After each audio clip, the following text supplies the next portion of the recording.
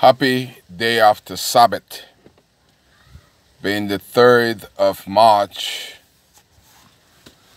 2019 on a beautiful Sunday in Abaco in the Bahamas. May of this year would be 3 years since the F&M government has been the government of the country. And the ones that voted F&M, I know because I was there one time ago, way long time ago.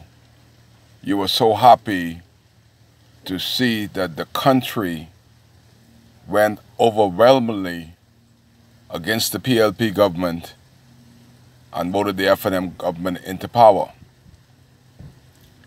And the old wise man say, be careful of what you ask for, because you know what you got, but you don't know what you're getting. And I'm in Marsh Harbor. I spend more time in South Abaco than I do in North Abaco. I sleep in North Abaco, but I spend all my days in South in Marsh Harbor. And I wonder, with all the fiasco that's going on, Marsh Harbor's being a sleeping giant when it comes for representation and people speaking on behalf of the people that elected them.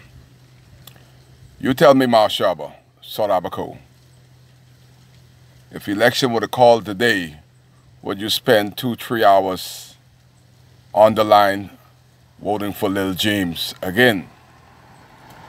Because we noted that James has been noticeably absent in every aspect of voting for something concerning you. The tax hike, 12%, he was not there. And the thing that bothers me is that why isn't it that persons that are elected by a people never come back to the people before they voting on these stuff and asking the people, should I vote this way or that way?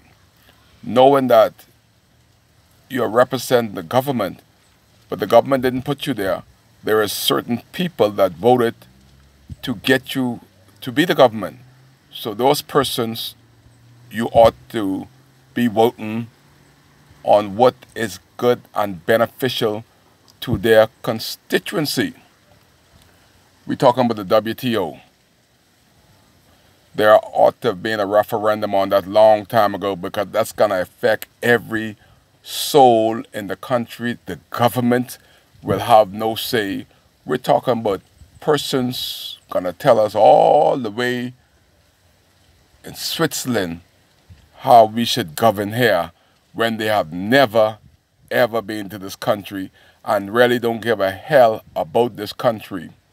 All they want to do is to know about all those $1 billion that are in this country from all these persons that in Lyford Key, Old Fort Bay, that consider the Bahamas a safe haven. That is why they got all these billions. You know, I think a quarter of the billionaires in the world are located in Nassau, Old Fort, and Bahama Bay down there. And the government don't know how to tax all that money.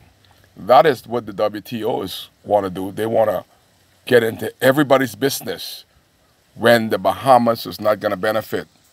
So if the Bahamas is not going to benefit, why vote? The government seems to just want to be a part of something as huge.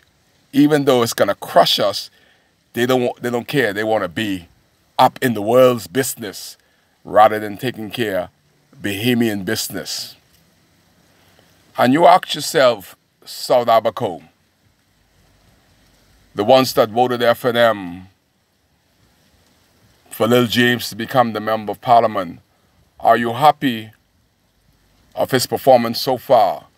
May will be the 3rd year in office. We're coming to an end of this era. And what Morris Island, the young men that vote overwhelmingly for James as a F&M in Morris Island, would they stay in line and do it again? Would the young men and women of Sandy Point, Crossing Rock, does Crossing Rock really know James? Does James really know Sandy Point? Would they stay in the line again on the name of F&M to support James? Going down to Bahama Palm Shore, Casuarina Point, Cherokee Sands, Spring City. I know there's some diehards there, but would you make the same mistake? Whether you like it or not, you make a huge mistake by voting for James in Spring City. Then Mashaba, I see the boys that, boy, if I had a crew that worked so hard to get James elected in Mashaba, every time one of those posters get wet, the fella that said that Jack left him in charge, he was there putting up posters. And we in Abaco, the ones that die hard after them, y'all went from a hero to zero. From having Jack as your chairman all those years, may his soul rest in peace. That's my friend, Jack Albright. Missed him dearly. And I know him and Frankie is rolling over in their grave to see what Mashaba has done under Victor Patterson, that is a racist, that doesn't know what the hell he's doing as the chairman of the F&M in Mashaba. A matter of fact, when you saw Victor Patterson walk in with the fellas from the Fast Ferry to get permit for parking lot, he flawed his position as chairman because the persons that voted for him to be chairman, they were protesting that that garbage didn't come back along with that congestion in Mashaba. But the chairman, along with James, were with the government, the collusion in the Fast Ferry. And you go down to the Mud and the Peas, would they support Lil James again? Hopetown, Manawa, Guanakee, would you all waste time standing in line when you have not a vote? It's so ironic that in a democratic society, we are paying all the bills. All the poor peoples are paying all the bills. Baker's Bay was flying in on a $40 million jet. We know that they're operating an illegal ferry service with their membership. We know to date, Lil James, we have 2 new traffic officers. Yay to the Bahamas Police Force sending us our first female motorcycle cop. But she's on the street, and for the first time, the police is in collusion with Baker's Bay. They know there is no excuse for not having a disc on your car carrying passengers from the Mashaba Airport. The cop at the airport has failed. Every cop on the street of Mashaba that see those cars loaded, then collecting $100, taking it from my pockets. And my taxi drivers are so weak, they're allowing it to happen. Nobody want to put a blockade. It is useless fighting for people that don't want to be fight for. Pinland said, and I keep saying, we don't want to fight. I am not fighting. I am basically just educating, keeping it in the air and let it know it is wrong for any company to come here as large as Baker's Bay. And James Albright hasn't said one word against Baker's Bay stealing from the taxi, stealing from the ferry, and paying 0 tax. And they're in the heart of Mashaba. What is that saying to the rest of the world? We are a corrupt society.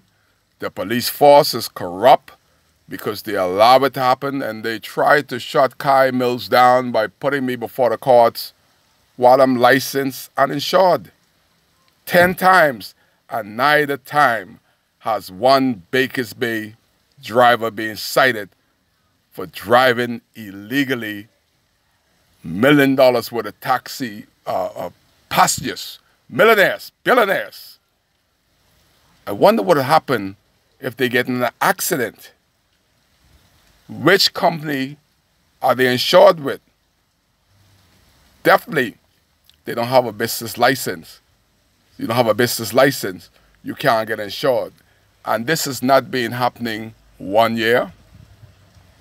This has been happening right in my door mouth for 10 years.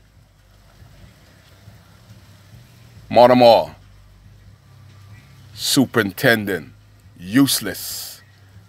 You see it every day, and he turn a blind eye. But when they stick on the guy, him and Murphy, they're celebrating. I am Bahamian. 10 generations of my family has been born in Abaco. I got nowhere to go. This is home. And these people could come here and disrespect the laws.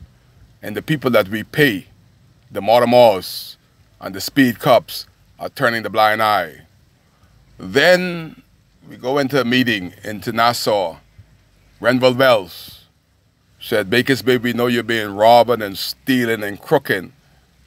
This country and its people, we're going to give you 1 year. That means the FDM will have 1 more year to govern, while Bakers Bay already 2 years of them knowing.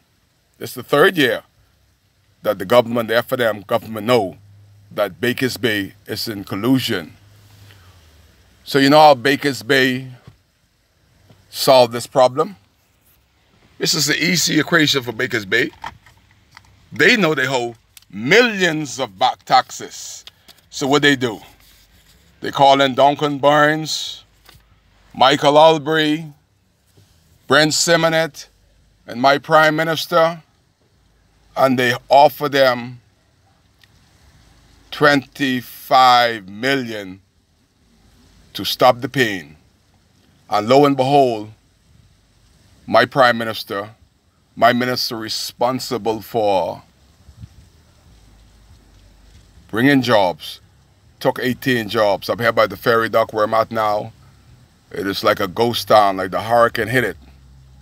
Everybody was sent home, while James Albury have said nothing about the collusion. And these 18 people that got sent home solely supported him.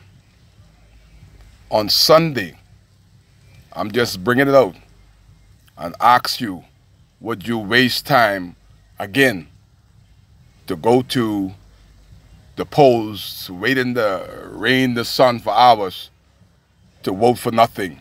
Because right now, 3 years in, you ain't getting nothing. You can't even hear. It's like we are unrepresented. Nobody to speak for the persons that is being affected directly. You're here live, brother, on WCAY on a beautiful Sunday in Abaco. Try not to waste time voting for James Albury, because he ain't gonna get no better. 3 years in, 2 years to go, and we have not seen his true colors yet. Kai cares. That's why I'm here. You're live on WCAY.